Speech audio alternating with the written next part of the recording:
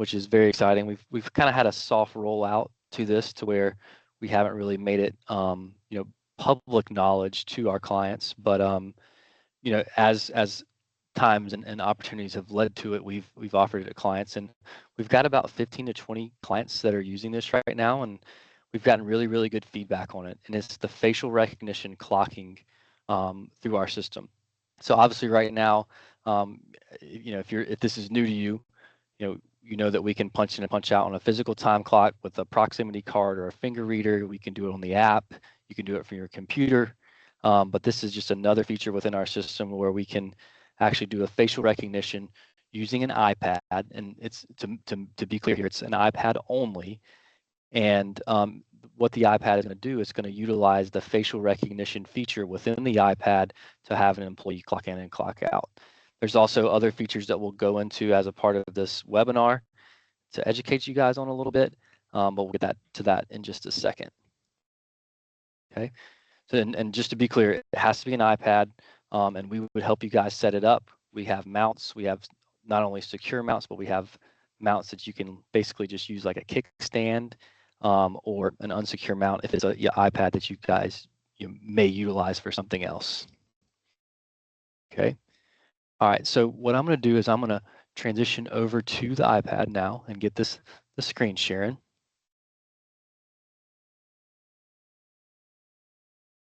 Share screen. If somebody can just confirm that they can see the screen, that'd be great.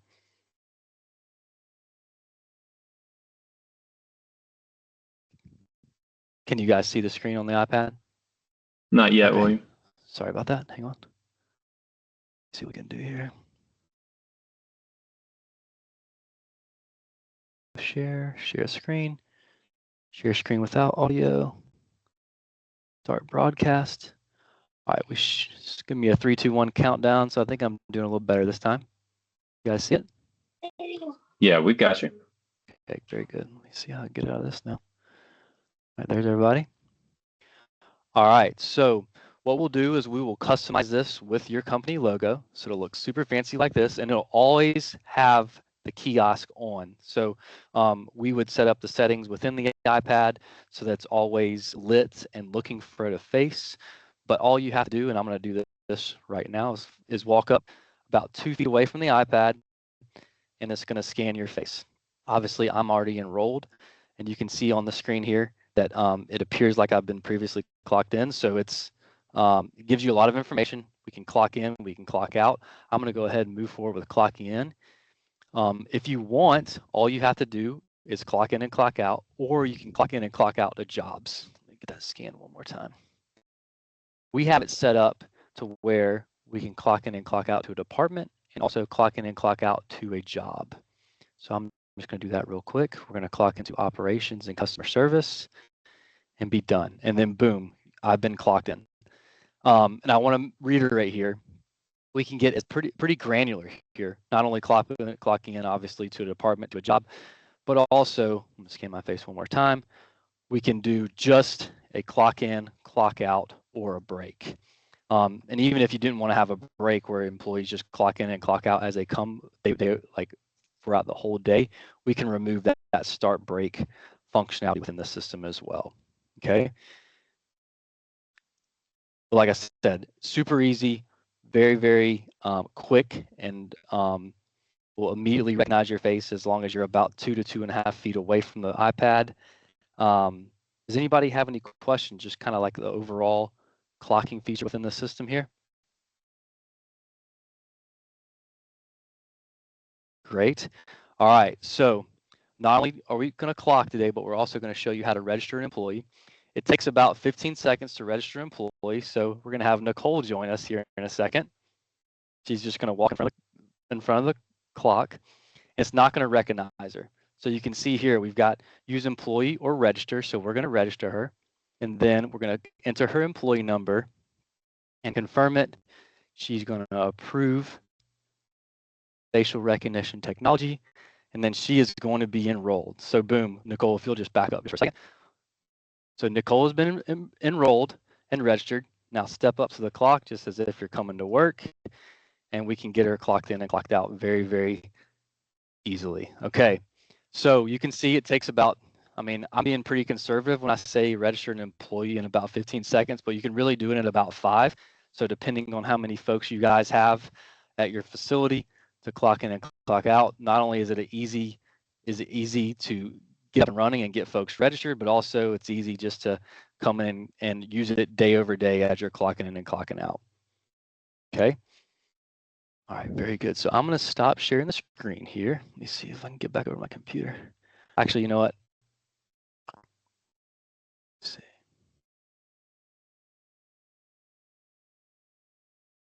Gonna end that. Okay.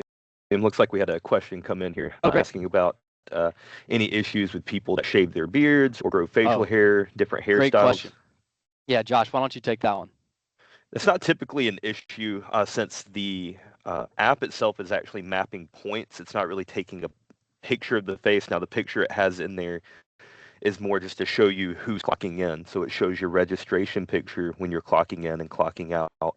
But it's mapping points on the face, like where the eyes are, mouth, everything, and it uses that map to see who's clocking in and clocking out.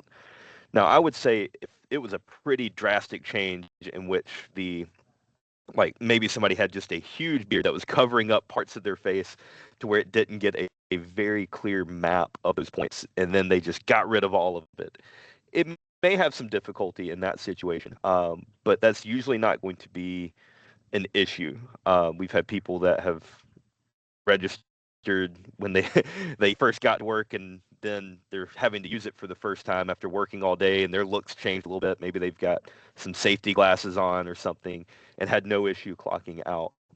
But I would say that when it comes to things like hats and glasses, the only time that we've ever noticed it be an issue is when maybe the hat is covering up the face with like a dark shadow, maybe in not a very well lit area, or kind of the opposite issue with glasses in which it's too well lit and there's a glare on the glasses. It can't find the mapping points on the eyes because the glare of the glasses is covering that up. But typically, as long as it can get a clear read of the face, you're not going to run into any issues with that. Yeah, and to Josh's point, we've done that internally, testing it, not only register employees with their hats and with their glasses on, and then having them to remove both of those things and testing it both ways.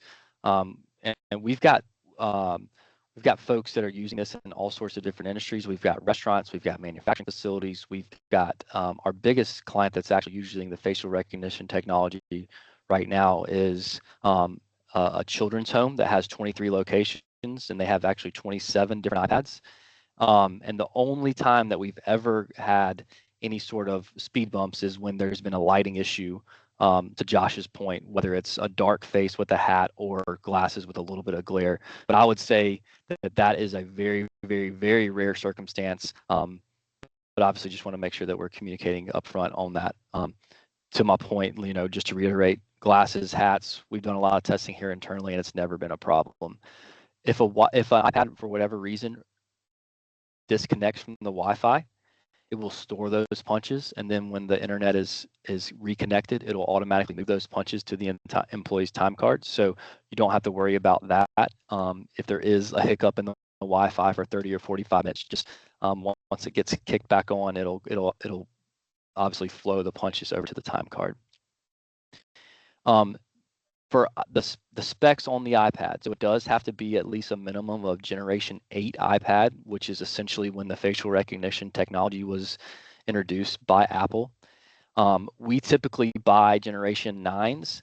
So if you were interested in doing this facial recognition technology for your employees, and you wanted to buy iPads through us, we would buy Generation 9s. And to my point earlier, we can buy mounts. We can have secure mounts, we can have unsecure mounts, we can have just a stand that you can put on a desk, whatever you guys prefer. And I guess, whoever, it depends on, I guess, how much you trust your employee personnel to see on whether or not they're going to, walk off with that iPad. But the secure mounts do have keys to where you can lock them down and they don't have the ability to go in there and get them.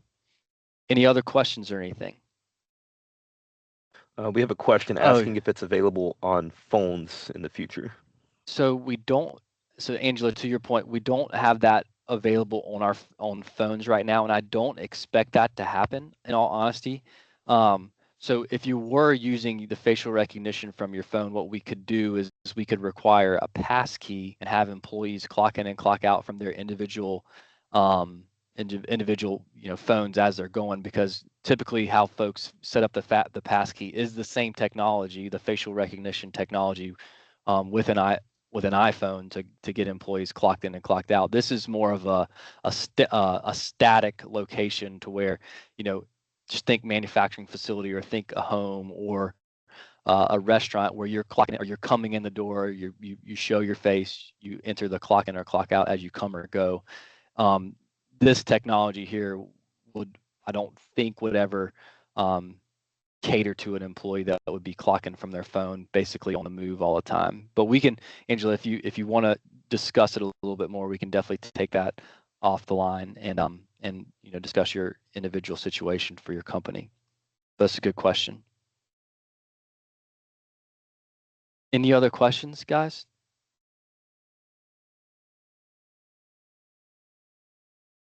Okay, great. Well, I'll just kind of reiterate, we're really excited about this technology. We're really excited about rolling this out. We've had a really, really great feedback with our clients that we have using it right now. And just the ease of getting employees clocked in and clocked out and registered is honestly much easier than the physical time clock if you have like a finger reader, or even just the punching of the code if you have a current iPad that you're punching, or a Samsung Galaxy that you're punching on a tablet. It's going to really eliminate a lot of the human error of it, because really all you have to do is hit one button, whether that's clock in or clock out. Obviously the clock's going to recognize your face at all times. So yeah, we're excited about it. If you guys have questions on these, please don't hesitate to reach out to your customer service rep, and we'd be happy to discuss, whether it's us ordering the iPad, you ordering the iPad, and then potential pricing for this. So, Hey, William? Again, yes, sir. I think I'd like to throw a question out there that we've kind of encountered in the past that may be of interest to everyone. That a couple of things that this would address is, what if I have identical twins working for my company, or if I have somebody that pushes back and refuses to put their face into the clock? Okay, good. Yeah, good point. And what's come up with that is we actually have a QR code option.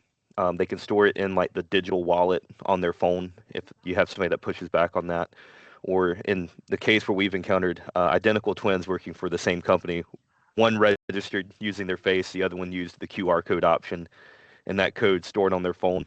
They pull the code up on their phone, hold it up to the clock, and it clocks them in just as quick as if they use their face. Yeah, and to be clear with that, that's not a QR code that you can necessarily share with folks. That's specific to that employee's digital wallet on their phone. So if you have any concerns about buddy punching or things like that, they still have to be in front of the iPad location, scanning that QR code to where they can, clock in and clock out. It's just a little bit different functionality and user interface as opposed to just standing in front of it, just due to the identical twin situation. So good point, Josh. Thank you for sharing. Well, if you guys don't have any other questions or anything, like I said, please don't hesitate to reach out to your customer service rep. Thank you guys for joining us today, and I hope you have a great rest of your day. Thanks so much. Thank you all. Bye, everybody.